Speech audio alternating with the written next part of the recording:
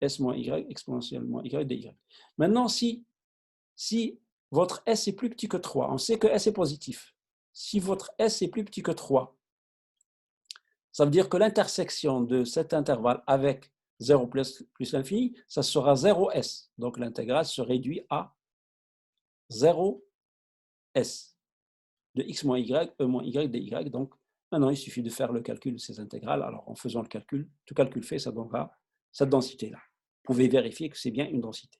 Donc fs de s, c'est 2 sur 9, 1 moins 1 plus 2 exponentielle de 3, le tout facteur de e moins s si s est supérieur à 3. Elle vaut 2 sur 9, e moins s plus s moins 1 si s est entre 0 et 3, et elle vaut 0 si s est négatif. Voilà donc le calcul de la loi de la somme pour un cas, pour un exemple de couple aléatoire continu. Alors, maintenant, une fois on a calculé la somme, maintenant on peut parler de ce qu'on appelle la stabilité de loi de probabilité à travers des exemples.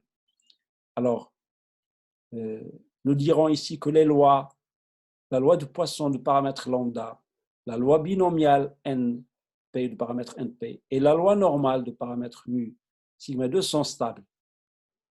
Qu'est-ce que ça veut dire stable? On va le définir à travers l'exemple qu'on va citer maintenant. Alors, soit x1 et x2, deux variables aléatoires indépendantes.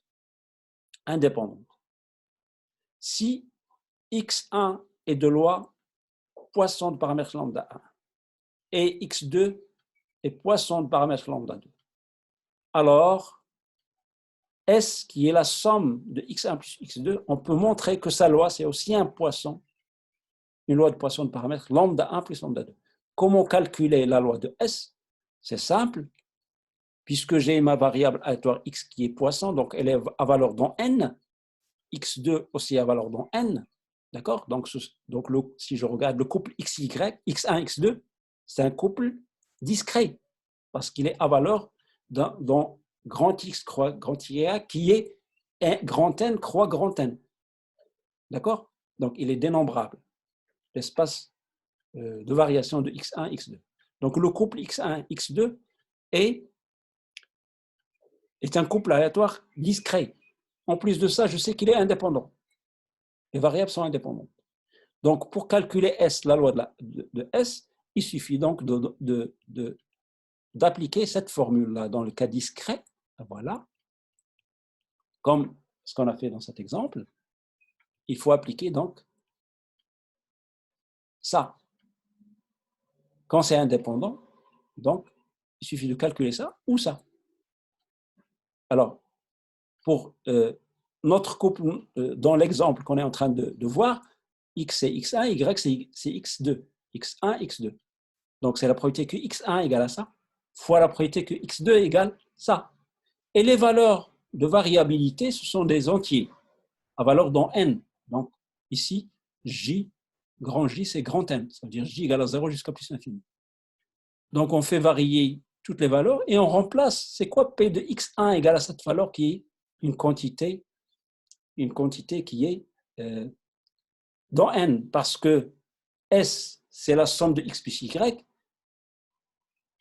x est à valeur dans grand N, y est à valeur grand N, dans grand N. Quand vous faites la somme de deux valeurs dans n, on trouvera une valeur dans n. Donc, notre S aussi, il est à valeur dans grand N. Ça veut dire ce SK, c'est une valeur de grand N. Donc, on fixe une valeur dans grand N. SK, on l'appelle K, si vous voulez.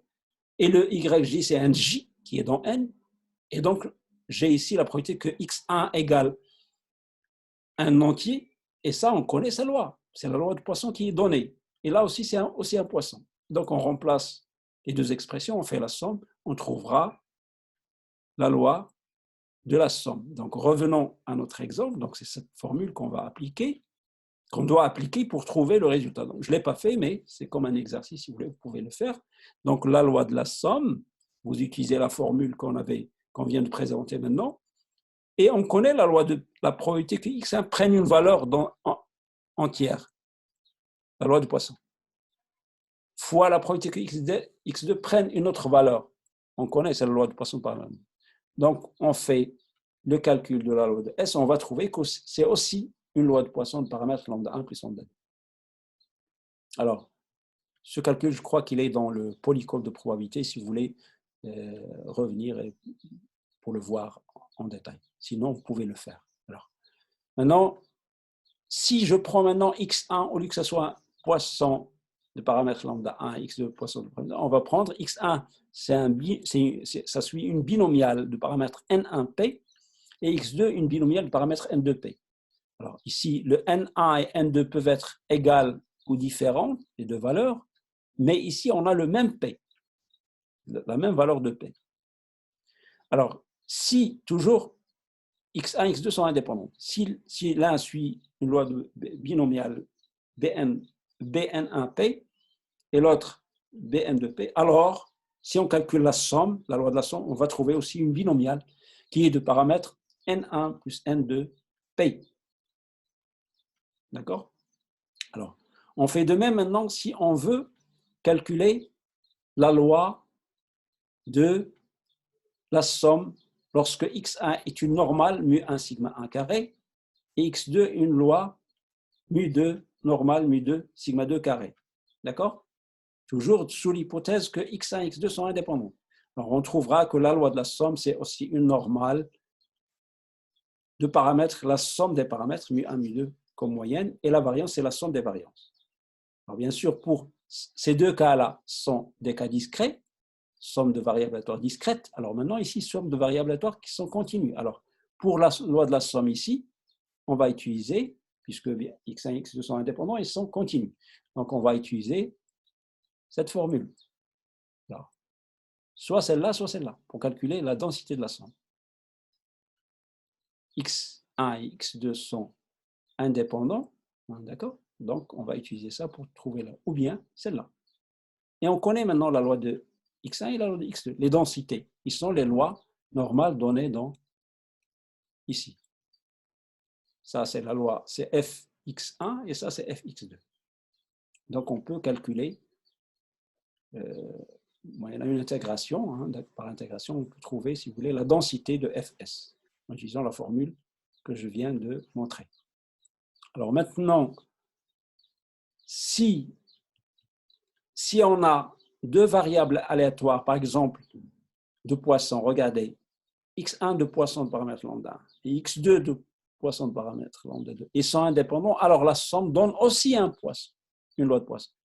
On dit dans ce cas-là que la loi de Poisson est stable. C'est pour ça qu'on a dit la stabilité. La loi de Poisson, P de lambda, est stable. Est stable parce que quand on sent deux variables aléatoires de Poisson, on trouvera une variable de Poisson. Et attention, sous l'hypothèse d'indépendance. On dit aussi que la loi binomiale est stable parce que quand on sent deux binomiales indépendantes, on trouve aussi une binomiale. La loi normale est aussi indépendante, est aussi stable parce que quand on somme deux normales indépendantes, on trouvera une normale, d'accord, avec bien sûr les paramètres respectifs donnés. Alors, donnons maintenant un exemple de loi qui n'est pas stable. Regardez, si on prend x1 est exponentielle du paramètre lambda 2 et x2 exponentielle du paramètre lambda 2, indépendant, toujours l'hypothèse d'indépendance. Calculons la loi de la somme. Alors, la loi de la somme, on revient, on calcule donc la définition de convolution, si vous voulez, pour le calcul de la densité de S, qui est la somme. Donc, elle est donnée par ça, avec ici la marginale de x1, ici la marginale de x2, ici au point S moins y, ici au point y. D'accord? On a utilisé l'une des formules données ci-dessus. D'accord? Donc, remplaçons maintenant la densité marginale de x1 qui est une loi exponentielle du paramètre lambda 1, donc c'est lambda 1, l'exponentielle moins lambda 1 fois x, or, fois le point ici, c'est s moins y, donc la densité donnée au point s moins y, fois l'indicateur de 0 plus l'infini, attention, au point s moins y. Tout ça, c'est la densité de x1, qui est la densité d'une exponentielle de paramètre lambda 1 au point s moins y. Et f2 au point y, c'est une exponentielle de paramètre lambda 2 au point y. C'est là. Et maintenant, il suffit de faire ce calcul-là. Alors, si S est négatif,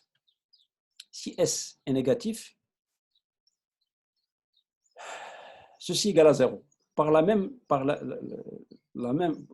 en utilisant le même argument qu'avant, rappelez-vous, on somme deux variables aléatoires qui sont à valeur dans 0 plus infini, celle-là et celle-là. Donc, j'ai x1 à valeur dans 0 plus infini, celle-là à valeur dans 0 plus infini. Quand on fait la somme, la valeur elle est à valeur dans, le S est à valeur dans 0 plus infini. Donc, la probabilité que S prenne une valeur négative est nulle. Ça veut dire que sa densité est nulle à gauche de 0. Maintenant, pour S positif, il faut faire le calcul. Alors, pour S positif, il faut faire le calcul. Alors, ici, la même chose ici. Regardez, cet indicateur-là, puisque la variable ici, c'est Y, ceci, c'est égal à 0, sauf si Y est dans 0, 1, 0 plus infini. Et ceci aussi, c'est égal à 0, sauf si S moins Y est dans 0 plus infini. Alors, S moins Y est dans 0 plus infini, ça veut dire que Y est plus petit que S. Alors, on a en même temps Y plus petit que S. S est en positif, hein, S positif. Y plus petit que S pour avoir ici 1, et Y positif. Ça veut dire Y est coincé entre 0 et S.